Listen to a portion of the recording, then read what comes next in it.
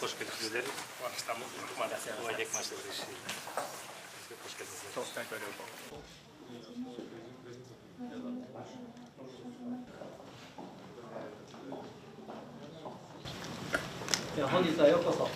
Уважаемый президент Киргизской республики, добро пожаловать в наш государственный дом приемов.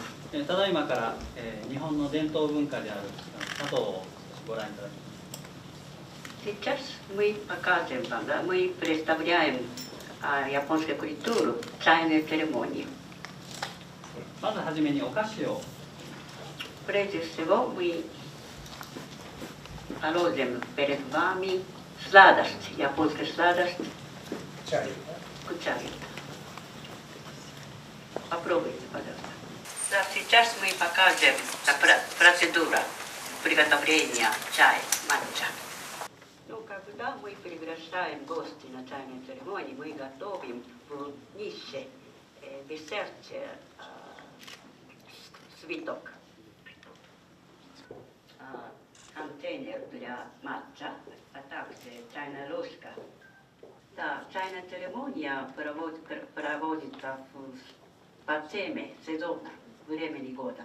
И сладости также отражает данный сезон. Мы находимся в поздней осени. И вы, наверное, видели желтые листья гинко.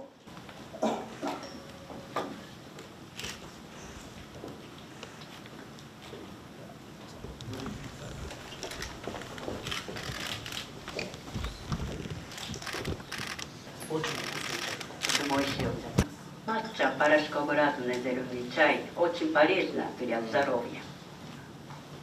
Чайный мастер размешивает, да, чтобы пена появляется, то горькость уменьшается, и чай будет вкуснее.